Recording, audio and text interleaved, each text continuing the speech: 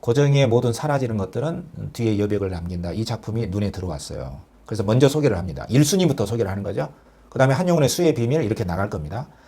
제가 엄선한 작품들을 여러분들 따라서 하시면 쉽게 적중 작품에 근접할 수 있으리라고 믿습니다.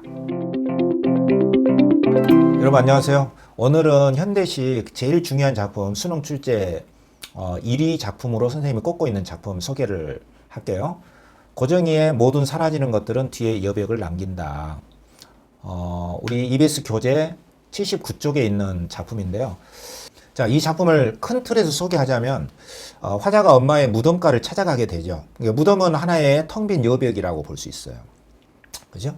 그 속에서 죽은 엄마의 무덤가에서 엄마의 목소리를 듣게 됩니다.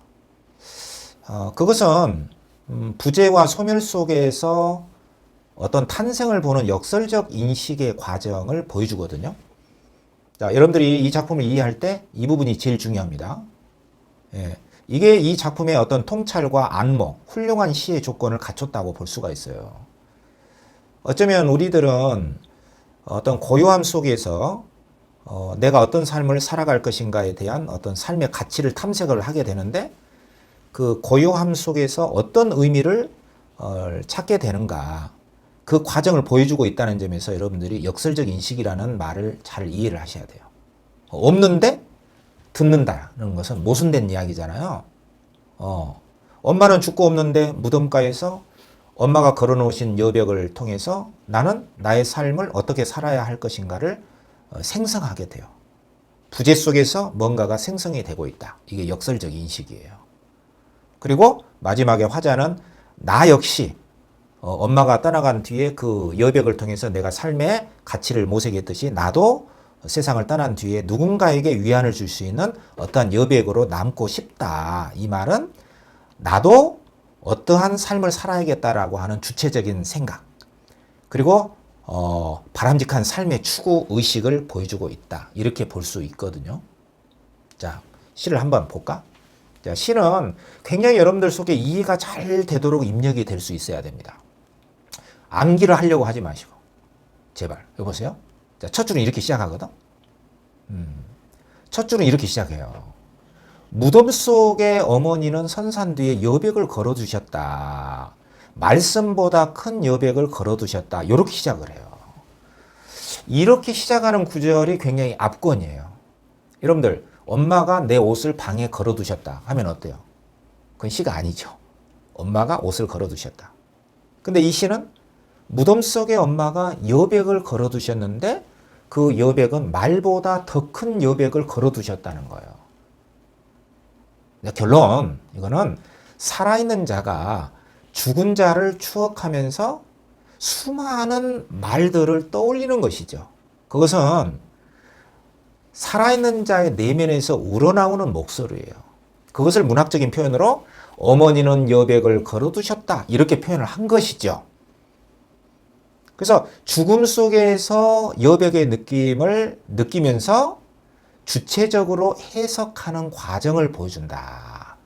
삶은 주체적인 탐색의 과정이라는 말이 굉장히 중요한 이야기입니다. 삶은 객관이 없어요. 주관적으로 삶을 해석하고 받아들이는 과정만이 있을 뿐이지 어떤 객관적인 실체는 없습니다. 자, 어쨌든 동산에 올라가 적송밭에 그 엄마의 무덤, 그 고요함 여백에 앉아 있으면 서울에서 묻혀온 온갖 잔소리들이 잡념 같은 것이죠. 무덤가에 앉아 있으면 엄마가 걸어놓은 그 여백들이 어떻게 되죠? 서울에서 묻혀온 잔소리들은 어떻게 된다? 시냇물을 따라 바다로 들어가고 다 없어진다는 뜻이에요. 바다로 들어가서 보이지 않는 것들은 뒤에서 팽팽한 바람이 메스의 발목을 툭 하고 치면서 더 큰 여백을 일으켜서 오솔길로 사라진다. 이것은 하나의 문학적인 표현법이에요. 그래서 주어와 서술어를 보자면 바람이 사라진다. 이렇게 돼 있기 때문에 바람은 그 자체대로 촉각입니다. 촉각. 닿아서 느끼는 것이죠. 근데 사라지는 것은 시각이기 때문에 촉각의 시각화라고 볼 수 있거든요. 촉각의 시각화. 바람은 그 자체대로 닿아서 느끼는 거니까 촉각이거든. 사라지는 것은 모습입니다. 바람이 사라진다. 바람을 의인화해서 바람이 마치 사람처럼 공감각, 감각의 전입니다. 의미는 엄마가 사라지고 난 그 부재 속에서, 고요함 속에서 어떤 큰 의미를 느끼고 있는 그 장면이에요. 오 사라지는 것들 뒤에 남아있는 둥근 여백이여 뒤안길이여 이렇게 영탄을 하고 있어요. 오 사라진 것은 다 사라진 게 아니구나. 나의 마음속에서 남아있구나. 부재 뒤에 떠오르는 존재여 여백이란 없기 때문에 쓸쓸함이구나. 쓸쓸함 또한 여백이구나. 이런 생각을 하는 것은 1단계 생각이에요. 그렇지만 부재 속에서 많은 것들이 떠오르고 또 큰 의미를 생각하기 때문에 여백이란 탄생이구나. 이렇게 가면은 이것은 하나의 통찰이 됩니다. 여백은 고요함의 여백은 그 자체대로 아무것도 없는 것이 아니다. 없음 속에서 크나큰 의미를 발견할 수가 있구나. 이것은 하나의 역설적 인식이 되는 거죠. 우리가 흔히 공적 시색이요 색적 시공이란 말을 하잖아요. 공은 텅 비었다는 뜻이에요. 그렇지만 이 텅 빈 공은 그냥 비어 있는 게 아니라 이 속에서 뭔가 의미를 찾아내고 그 목소리를 듣게 되면 정신과의 환청이 아니라 환시가 아니라 큰 의미를 고요함 속에서 찾아내게 되면 그 속에서 뭔가가 생겨납니다. 이거를 색이라고 하거든요. 그래서 공 속에서 무 속에서 어떠한 생성이 있음을 찾아내기까지의 과정이에요. 오케이? 나도 너로부터 사라지는 날. 삶은 언젠가 끝나게 되죠. 그 끝남을 느끼면서 화자는 내 마음의 잡초, 번뇌입니다. 다 사라진 뒤에 너의 사립에 걸린 노을 같은 아니면 너의 발 아래로 쟁쟁쟁하고 소리를 내며 흘러가는 저 시냇물 같은 고요한 여백으로 너의 가슴에 남아있고 싶다. 이게 화자의 소망이에요. 화자는 어머니의 무덤가에서 큰 여백을 느끼고 여백 속에서 의미를 찾았어요. 그와 마찬가지로 나도 또한 그 누군가에게 크나큰 여백의 울림으로 기억되는 사람으로 남고 싶다. 너에게 가치 있고 의미로운 존재가 되고 싶다는 뜻이죠. 너에게도 내가 위안과 추억의 대상이 될 수 있다면 얼마나 좋을까? 이런 생각을 하게 되고 있죠. 하고 있죠? 그 아래 네가 앉아있는 곳에서 도치법이에요. 그러니까 제대로 하자면 그 아래 네가 앉아있는 고요한 여백으로 남고 싶다. 이렇게 나와야 되는데 남고 싶다? 여백으로 남고 싶다? 네가 앉아있는 시가 끝났어요. 여운을 주죠. 시상 마무리. 자, 정리해볼까? 여러분, 이 시는 통찰을 보여주는 시입니다.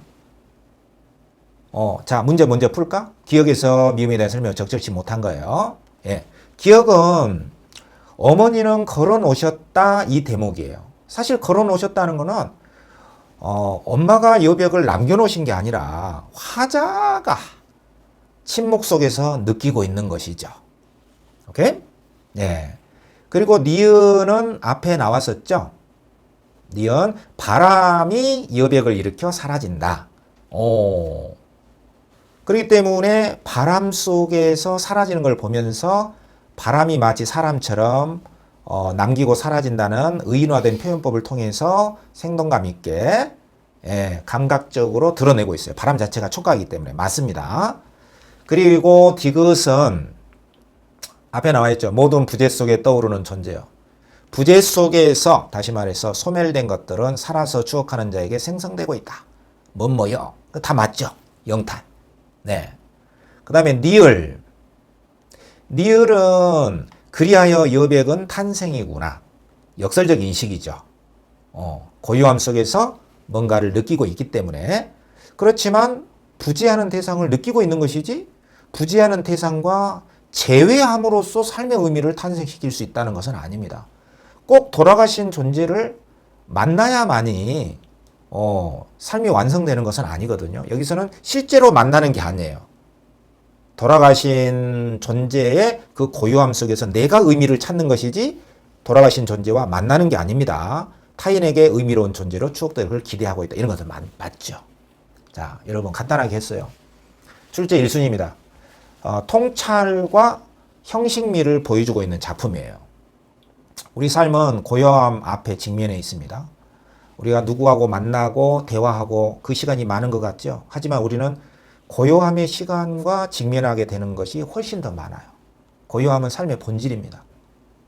그래서 그 삶의 의미를 찾아 나서는 과정은 고요함 속에서 우리가 어떤 의미를 찾는가가 삶을 결정합니다. 그래서 허공 속에서 무의미함을 느끼기보다는 삶의 의미는 내가 무엇을 느끼고 있는가를 자각하는 게 먼저예요.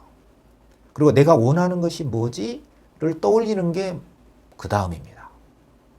그래서 중요한 의미는 고요함 속에서 찾게 되기 때문에 그 허공과 부재 속에서 참다운 가치를 찾아 나서는 주체적인 과정이 삶이다는 것을 보여주는 시예요. 그래서 삶을 정의하자면 끊임없이 고요함과 남겨진 침묵 속에서 탐색의 과정, 이 과정 자체가 삶의 본질이라고 볼 수 있어요. 그래서 지나간 것들에 대한, 앞으로 올 것에 대한 끊임없이 재해석하고 재구성하기 때문에 과거도 바뀔 수가 있다는 것이 중요한 포인트예요. 과거가 어떻게 바뀌지? 과거도 현재 바라보는 의식 속에서 재해석될 때 과거도 바뀝니다. 그러한 여행과 같은 것이다. 그래서 텅 비어있는 것 속에서도, 고요함 속에서도 거듭거듭 채워지는 새로운 의미로 채워가는 그 미학이 삶이다라고 볼 수가 있죠. 오케이? 마치겠습니다.